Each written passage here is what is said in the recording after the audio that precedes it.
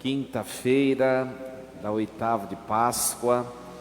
Ontem eu falei quinta-feira, quem estava dormindo não ouviu, né? Deu para o padre perceber quem estava acordado.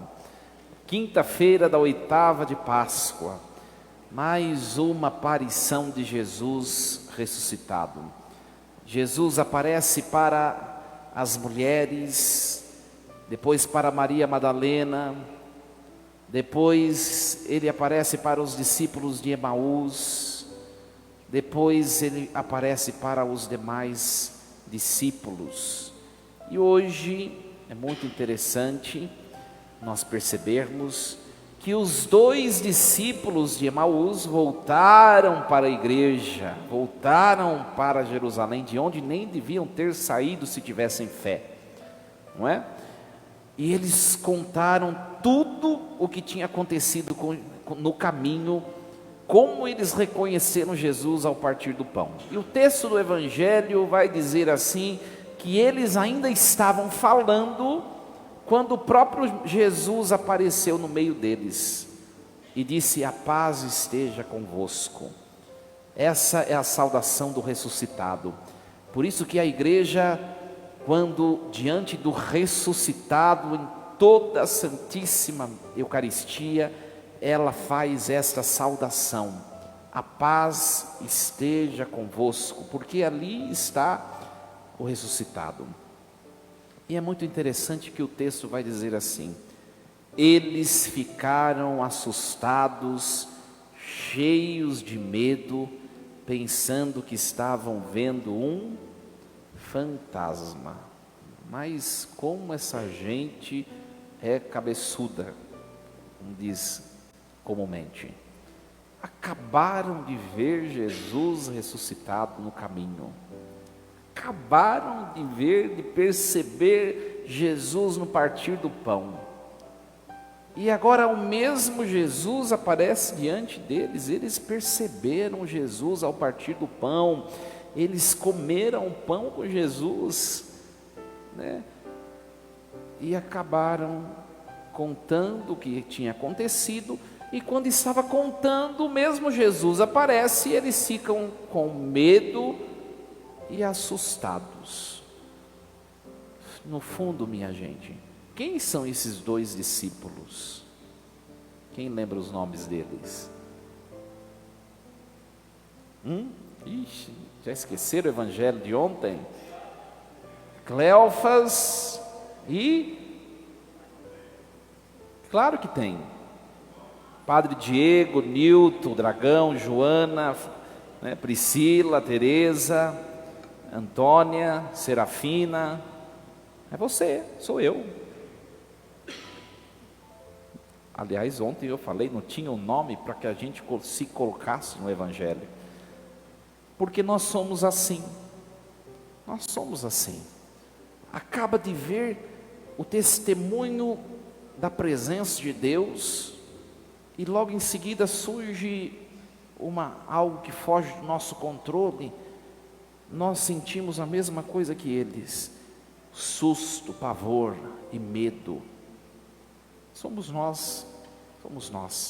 Quantas vezes na nossa vida nós já vimos a presença de Deus? Em quantos momentos Deus se mostrou: olha, foi eu quem fiz isso, não foi você.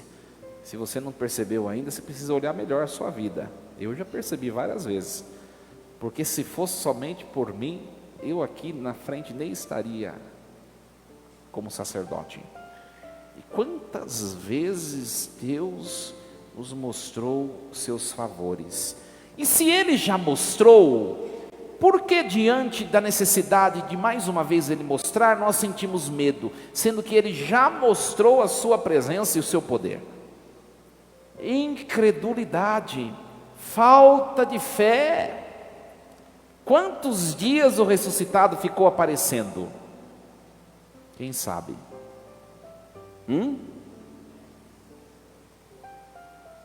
Ninguém sabe qual é o dia da ascensão? 10 dias antes de Pentecostes, dá quanto? Conta aí. 40 dias o ressuscitado ficou aparecendo. Se esse povo tivesse fé, Lembrando que esse evangelho, que dia aconteceu esse evangelho de hoje? No domingo de Páscoa, logo após a ressurreição. Foi tudo no mesmo instante, porque o ressuscitado, depois de ressuscitado, ele não tem mais submissão ao tempo e ao espaço, né? Ora, se eu estou aqui na igreja agora, eu não posso estar lá em casa, se bem que tem gente que está só com o corpo aqui, né? A mente está lá na televisão, em casa, deitado e dormindo. Mas nós não podemos fazer isso, exceto algumas permissões que Deus dá a alguns santos de bilocação. Alguns santos têm essa, né? Mas é milagre, não é algo ordinário, né? Jesus, antes de ressuscitar, quando ele estava em Jerusalém, ele não estava na Judéia. Quando ele estava na Galiléia, ele não estava em Belém. Quando ele estava em Belém, ele não estava lá em Cafarnaum. Ora, mas agora não, ele é ressuscitado, ele não é submetido mais aos limites do tempo e do espaço. Todas essas aparições aconteceram concomitantemente. É claro que esta sucedeu a de ontem, porque eram os mesmos discípulos que vieram correndo, né? Só que, se eles tivessem fé, Jesus já tinha subido para o céu no primeiro dia, no próprio domingo de Páscoa. Precisou ele ficar aqui até ele convencer todos os discípulos da sua ressurreição. 40 dias, tudo gente, cabeção, demora para cair a ficha. E hoje essa liturgia vem nos falar isso. Será que dá para você acreditar que Deus é cheio de poder? E que se você se configurar, se entregar ao Senhor, você não tem que ter medo de nada, de ninguém? Dá para você acreditar? É isso a liturgia de hoje. É isso. O Salmo vem falar o quê? Ó Senhor, nosso Deus, como vós sois grande. Não é esse que nós cantamos, nós meditamos o Salmo? Como o Senhor é grande, o vosso nome é enorme, acima de todo o universo. Quem é o homem, Senhor? Nós nos perguntamos, para deles assim vos lembrardes e os tratardes com tanto carinho. Meus queridos, Deus tem nos tratado com carinho. O que falta é a gente perceber a presença de Deus na nossa vida, é perceber, né? É só olhar os acontecimentos recentes da sua vida. Não podia ser pior? Podia, eu sei que podia, né? O padre sabe de algumas coisas daqui, de alguns irmãos aqui. Eu falo para você, podia ser pior. Quem cuidou de tudo? Deus, não tenha dúvida. Não foi você não, viu? Você não pode nem com nada, nem eu. Foi Deus. Será que é possível se convencer? Ora, meus queridos, Jesus teve de mostrar as mãos, né? Olha minhas mãos, os meus pés, sou eu mesmo, tocai em mim e vede. Não é um fantasma, é corpo, carne e osso, ressuscitado, mas tocável. Aí padre, mas se é tocável, né? Como que é esse negócio? Se é tocável, como que ele pode estar em mesmo lugar ao mesmo tempo? Não sei, morre para você saber, né? Só os apóstolos sabem, e os discípulos. Mas o ressuscitado tem uma carne, né? Um corpo tocável. A prova disso é que ele comeu. Ele não comeu peixe porque ele estava com a barriga roncando, não, viu? Uma fominha, né, que dá depois da missa. Não estava com fome. O ressuscitado não tem mais fome. Ele não depende mais de nada desse mundo. Ele só comeu para aquela turma sem fé perceber que era ele, que era corpo e alma, que era carne e osso, era corpo, né? Que mais precisa para vocês acreditarem? E nós vamos ouvir, mas isso aí é uma homilia de domingo, né? Senão acaba a graça. 8 dias depois, eles ainda vão assustar com o ressuscitado de novo. Somos nós ou não somos? Se você falar que não é, Deus vai colocar alguma coisa no seu caminho para provar sua fé. Você vai ver se não é você. Somos nós, né? Então Jesus vai falar assim: olha, eu já tinha dito a vocês tudo isso que vocês estão com medo aí, eu já tinha dito para vocês que ia acontecer. Aí ele foi mostrando a Bíblia. Olha, vocês não cansam de escutar a Bíblia, né? E aí Jesus foi mostrando lá. Minha gente, se vocês prestaram bem atenção no evangelho de ontem, Jesus tinha feito a mesma coisa que ele fez ontem, sobretudo para esses dois cabeça dura aqui, Cleófas e você. Jesus no caminho do Emaús tinha explicado toda a escritura para eles. O que Jesus vai fazer de novo? Explicar toda a escritura de novo. É ou não é? Somos nós ou não? Somos. Quantos anos você já está na igreja? Quantos anos você já escutou esse evangelho? É a prova disso. Então aqui, né? Às vezes surge uma dificuldade na vida, o coração aperta, mas está 30 anos escutando esse evangelho, esse Salmo 8, que fala que Deus está cuidando com carinho de nós. Faz 30 anos que está escutando. Pois é, somos nós, e nós precisamos, e por isso estamos aqui hoje.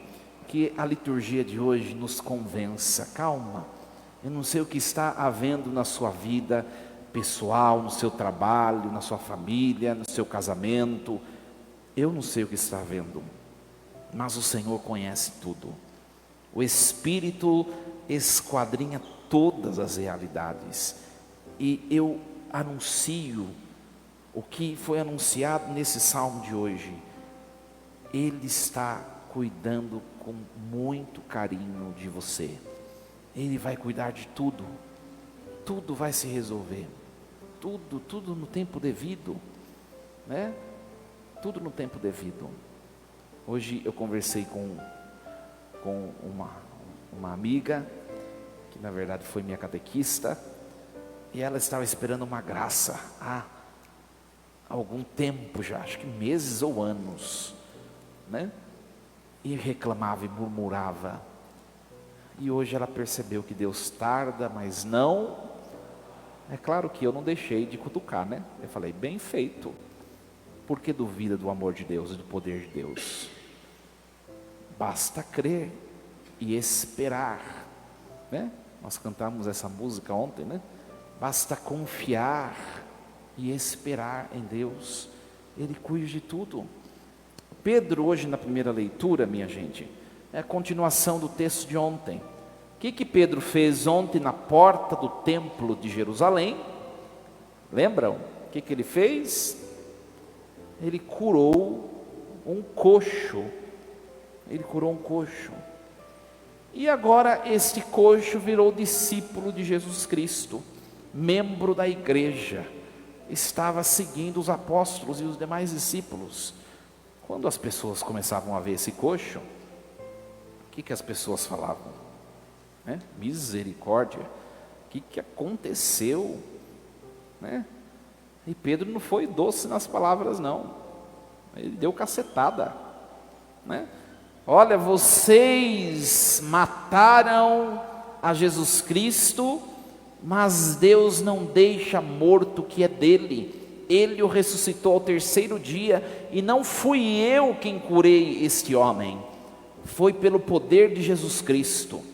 Por isso, se vocês de fato se convencem agora, vendo este homem andando junto conosco, se convertam e se arrependam dos seus pecados. E aí Pedro fala: vocês creem no poder de Deus vendo isso? É claro que muita gente vai se converter e a igreja vai crescer, nós vemos nos Atos dos Apóstolos. É uma pena que às vezes a gente precisa ver algumas coisas para crer, mas a gente já viu tanta coisa, tanto testemunho do poder de Deus na nossa vida. Não precisa mais ver nada, minha gente. Simplesmente reze, espere e seja uma pessoa eucarística. Tudo vai se dar bem. Creiamos nisso. Apesar de parecer o contrário, tudo vai dar certo. Faça a sua parte, que é a fé. Qual a minha parte?